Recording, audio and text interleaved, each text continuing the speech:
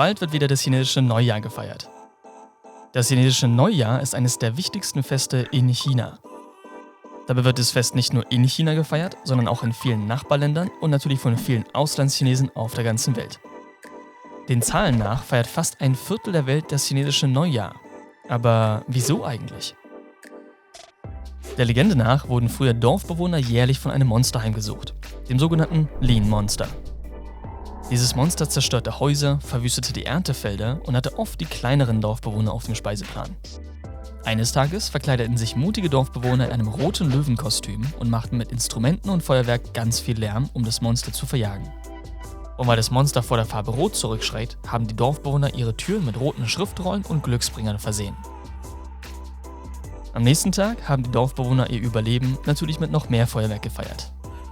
Auch heute noch wird für das chinesische Neujahr viel rote Dekoration aufgehängt und Feuerwerk angezündet, um böse Geister zu vertreiben und neues Glück einzuladen. Auf der anderen Seite signalisiert das chinesische Neujahr aber auch das Ende der kalten Jahreszeit und bringt mit dem Frühlingsbeginn nun auch die neue, warme Erntezeit. Deshalb wird das chinesische Neujahr auch gerne Frühlingsfest genannt. In China werden auch heute noch Geburtstage, Festtage und eben auch das chinesische Neujahr am sogenannten Mondkalender ausgerichtet. Dieser Mondkalender funktioniert anders als der gregorianische Kalender und hat jedes Jahr einen leicht anderen Rhythmus. Daher finden Festtage nicht immer am gleichen Tag statt. 2021 beginnt in China am 12. Februar das neue Jahr.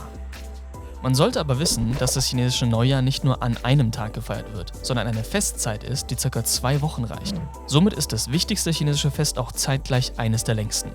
In dieser Festzeit wird nicht nur Urlaub gemacht, sondern man bereitet sich bestmöglich auf das neue Jahr vor, um ganz viel Glück einzuladen. In der Regel wird in den Tagen vor dem Neujahr die Wohnung geputzt und entrümpelt und alle müssen sich einmal gründlich duschen. Damit möchte man das schlechte Glück des vergangenen Jahres wegputzen und Platz für Neues schaffen. Man kann also die Wohnung entrümpeln, Altes wegwerfen oder zum Beispiel Klamotten aussortieren. Wichtig ist aber, dass man an Neujahr und in den ersten Neujahrstagen nicht putzt und Sachen wegschmeißt, sonst schmeißt man das neue Glück gleich wieder raus. Übrigens, das Datum für das diesjährige chinesische Neujahr ist ein Palindrom. Das Datum ist nämlich gespiegelt und kann vorwärts und rückwärts mit derselben Zahlenabfolge gelesen werden. In der Nacht zum chinesischen Neujahr wird dann gemeinsam mit der Familie groß gegessen und gefeiert.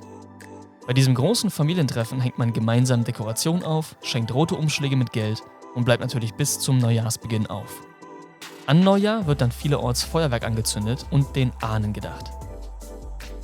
Speziell in Südchina gibt es dann noch einen ganz besonderen Brauch, und zwar Hang Fa Gai. Gemeinsam mit der Familie geht man dann auf den sogenannten Blumenstraßen spazieren. Dort gibt es unzählige Essenstände, Straßenkünstler und natürlich Verkaufsstände, die glückbringende Blumen verkaufen. In der Zeit vom 2. bis zum 7. Neujahrstag besucht man in der Regel Verwandte und Freunde, um auch mit ihnen das neue Jahr zu begrüßen. Die Neujahrsfesttage hören dann mit dem 15. Neujahrstag auf, was zeitgleich wieder ein neuer Festtag ist, nämlich dem Laternenfest. Wie du merkst, gibt es an chinesischen Neujahr viel zu tun, viel zu essen und auch viel zu feiern. Jetzt weißt du mehr über das wichtigste chinesische Fest und bist bestens vorbereitet, 2021 mitzufeiern. In diesem Sinne, Sen Lin Fai Long, Gong Hei Fa Chai, San Tai Gin Hong.